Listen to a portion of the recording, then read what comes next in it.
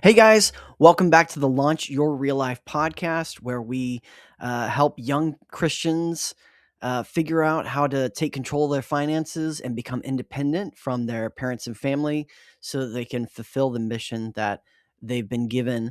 And today, I wanted to talk a little bit more about something we talk a lot about in this podcast. I want to talk about generosity.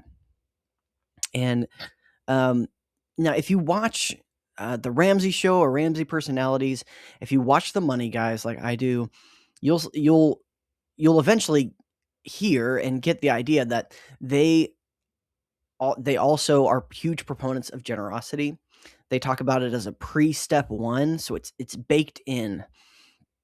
But I like to say it out loud and upfront as often as I can, right? Because giving doesn't come easy to most of us. Our society hasn't really been uh, it's largely given lip service to this idea of generosity, and a lot of the times, but a lot more of society is geared towards getting us to consume, getting us to buy for ourselves, to live better lives for ourselves. Again, there's nothing wrong with having fun. There's nothing wrong with buying things for yourself, but the emphasis is there, and man, it's hard. Even for me, as though I'm high and mighty, it's especially hard for me. Giving is something that I have to keep working at, still working at it. But there's actually a lot of data out there that shows that we are actually happier and more fulfilled when we give, and giving helps break money's power over us, right? So I think it's really important for multiple reasons. One, I think it's important to be uh, authentic to um, God's calling to be good stewards of His money, which includes taking care of the needy, right? And uh, but also it's also good for us.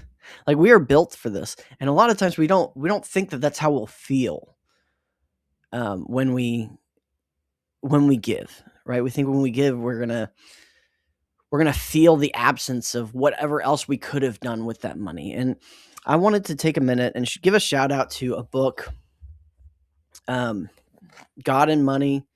I know it's kind of turned the wrong way around. The book is God and Money. A friend of mine gave this to me, and it's one of the books that I've read. Excuse me, I did not write this book. One of the books that I've read, about godly financial things. And I just wanted to read a quick excerpt from it. And this is actually the author's quoting a study or a paper called "The Paradox of Generosity." And this is, so they're quoting in the book that I'm now quoting.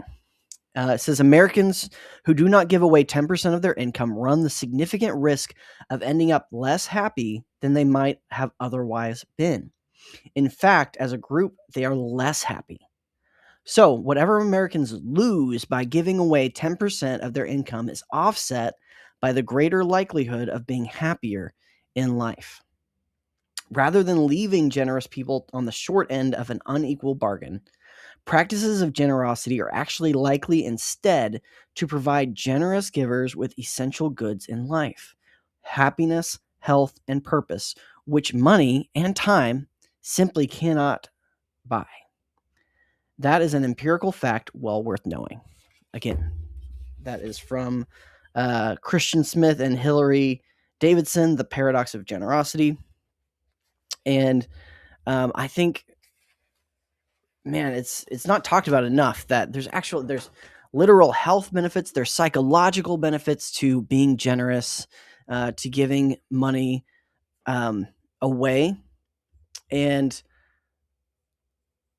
I just lost my notes, so I'm pulling those back up. Um, but I wanted to share that, and also, um, forgive me, guys, and also challenge us, because um, they the same people that did that, they also give the stat that um, less than 3% of American adults give 10% or more. 10%. So what we as Christians kind of think of as a baseline, and I'm not debating, the theology of like, is tithe 10% and is that still for us today or whatever. But I think that if you really think about it, 10% really is a baseline of giving for us.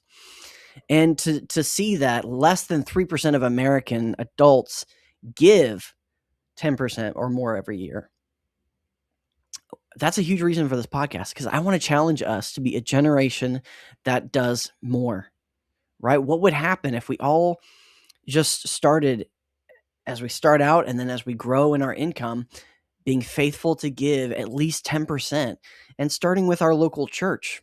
I want us to do more above and beyond that. I want me to do more above and beyond that. But just as a baseline starting point, man, what could happen if that came to pass?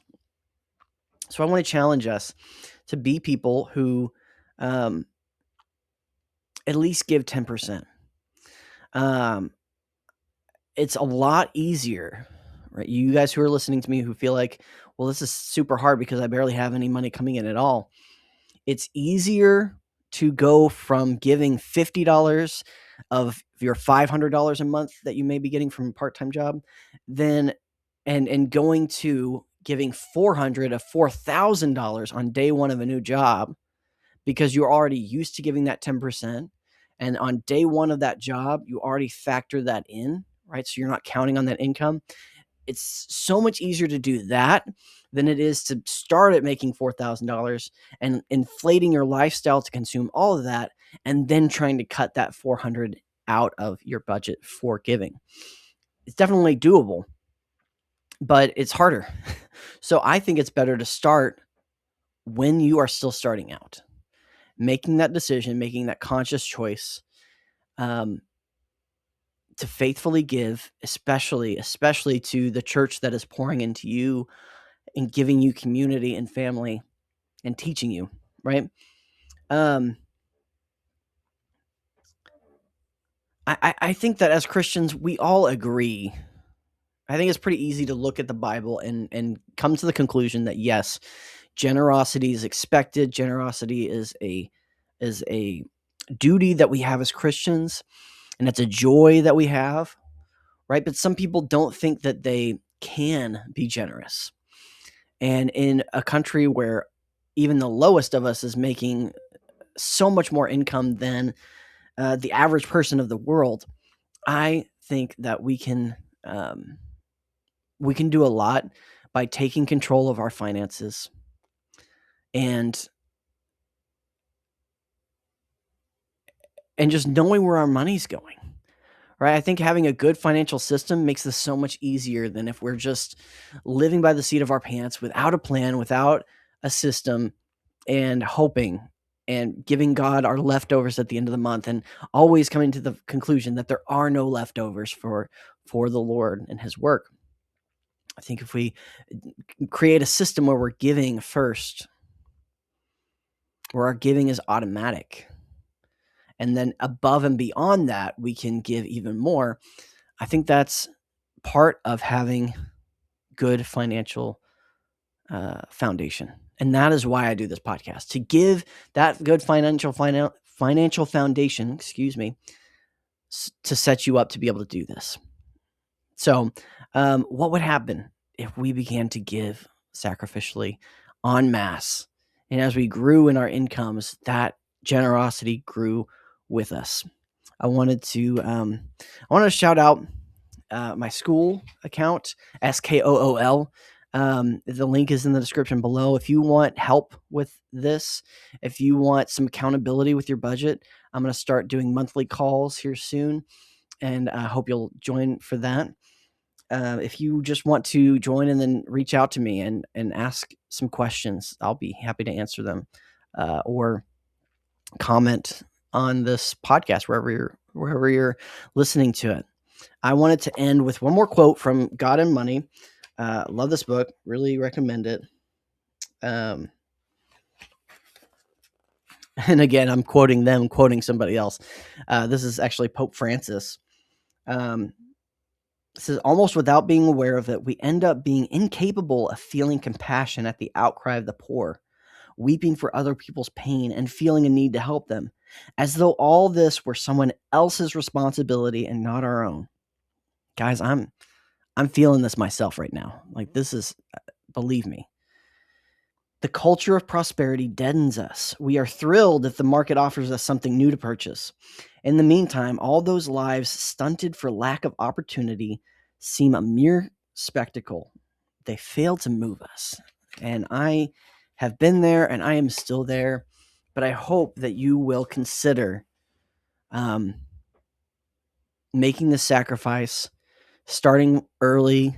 We talk about the importance of starting early with investing, and that's 100% true. But I think starting early with our tithe and our generosity is also true. So I hope you'll join me in that venture. And yeah, let me know your thoughts on this. And I'll see you guys next week.